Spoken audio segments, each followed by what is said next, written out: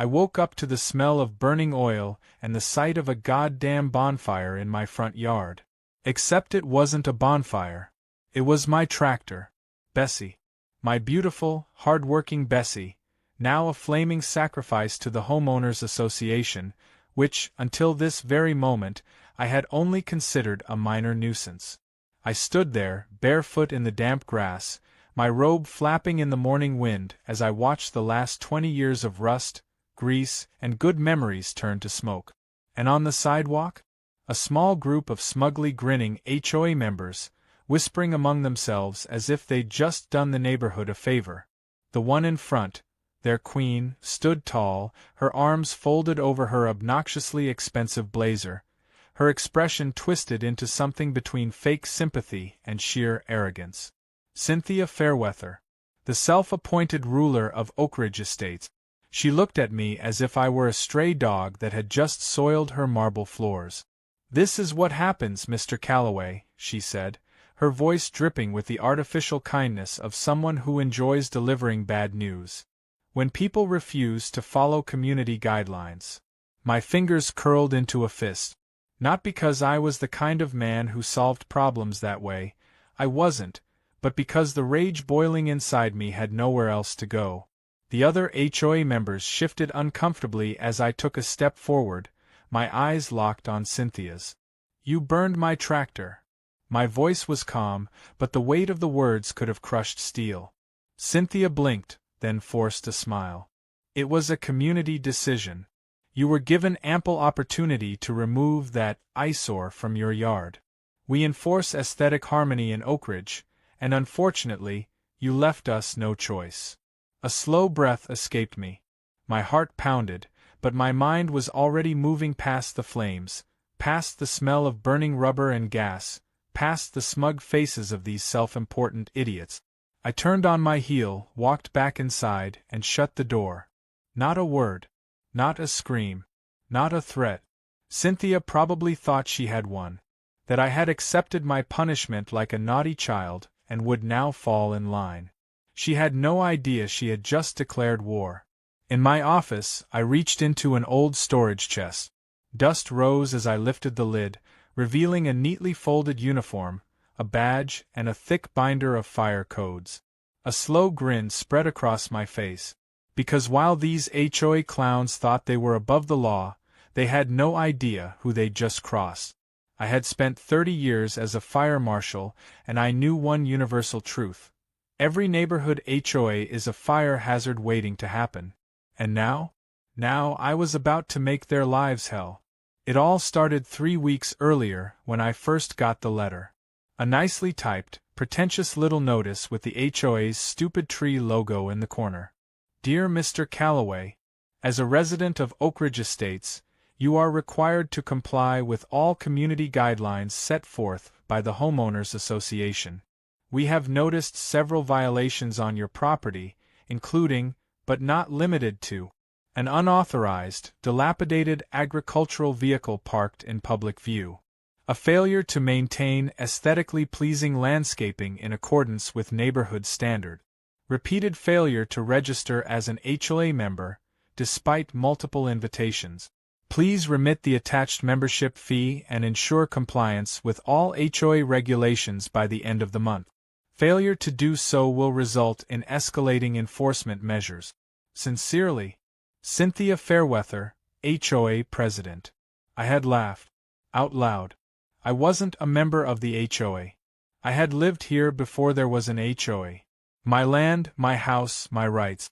This whole nonsense about escalating enforcement measures sounded like a toddler throwing a tantrum with a thesaurus. I had ignored the letter. Then they started sending more. Slipping them under my door. Sticking them to my truck's windshield. One time, I even found one taped to my dog. Then they started showing up in person. Cynthia, along with her enforcer, Greg Whitmore, a walking, talking suburban nightmare who took his role as compliance officer a little too seriously. They came to my porch one Saturday afternoon, standing like they were about to perform an exorcism. "Mr. Calloway," Cynthia had said, in her very best "I'm being patient but not really" tone, I assume you've received our notices. I have, I said, leaning against the railing. And I sipped my beer. Didn't read 'em. Her nostrils flared, just a little. Greg cleared his throat. You are in violation of multiple HOA policies, sir. He gestured to my yard like a crime scene investigator presenting evidence. Your lawn exceeds the allowed blade height by 2 inches, your mailbox is not regulation standard, and that, he pointed dramatically at Bessie, my tractor, is an unregistered agricultural vehicle. I stared at him. It's a tractor. Greg huffed. It does not meet aesthetic standards for a modern residential area. I took another sip. Aesthetic standards?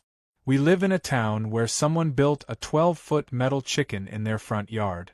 That's art, but my tractor is an abomination. Cynthia pursed her lips. Mr. Calloway, if you do not join the HOA and comply with its regulations, we will be forced to take action. I had waved them off, laughing. And now? Now, Bessie was a pile of ashes. The flames had died down, but the rage inside me hadn't. I spent the afternoon gathering evidence. I took photos. I checked my security cameras. I documented everything. Because while they thought this was some petty little neighborhood dispute, I knew exactly what laws they had just broken. Arson. Property damage. Harassment. Conspiracy. I placed a call to an old friend at the fire department. I need a formal fire safety inspection of Oak Ridge Estates, I said. Every violation. Every infraction. Something going on, Hank? Let's just say, I murmured, staring out at the charred remains of my tractor, some folks here haven't been playing by the rules. I had spent my career putting out fires. Now, I was about to start one. The next morning, I sat on my porch with a cup of coffee, watching the HOA patrol, Greg Whitmore and a couple of clueless volunteers, walking the neighborhood like they were conducting a military operation. Clipboards in hand, they paused every few houses, jotting down whatever arbitrary violations they could find, ready to slap residents with another round of pointless fines. I had seen their type before, people who never had any real power in their lives, now drunk on the tiny bit they had managed to scrape together through paperwork and intimidation. They reminded me of the kind of firefighters we used to haze in training, the ones who got excited about writing up reports but froze when they had to actually do the job.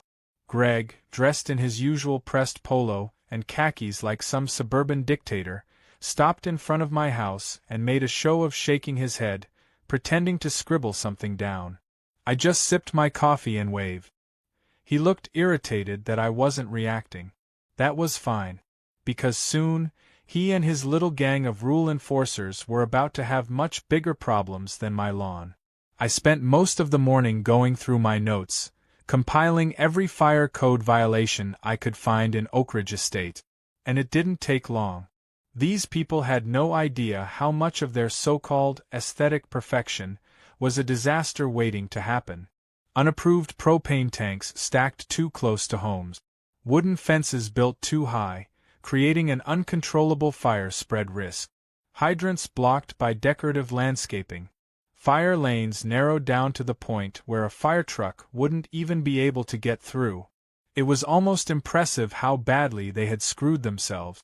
The irony was so thick I could choke on it. They burned my tractor for community safety, while living in what was essentially a giant tinderbox. I called my old buddy, Captain Riley from the fire department, and asked him if he was interested in a little tour of a neighborhood that had seemingly forgotten what fire codes were. Riley laughed and said he'd send a team out within the week. That was all I needed, because while Cynthia and her minions were busy policing mailbox colors and lawn heights, they were about to get a surprise visit from people who actually had real authority. Later that evening, I received an envelope in the mail, slipped under my door like a ransom note. Inside was a notice, stamped in big, bold letters. Final warning. Underneath it, the same nonsense about non-compliance and escalating enforcement. Except this time, they weren't just threatening fines. They were threatening legal action. possible eviction from the community for refusing to uphold standards.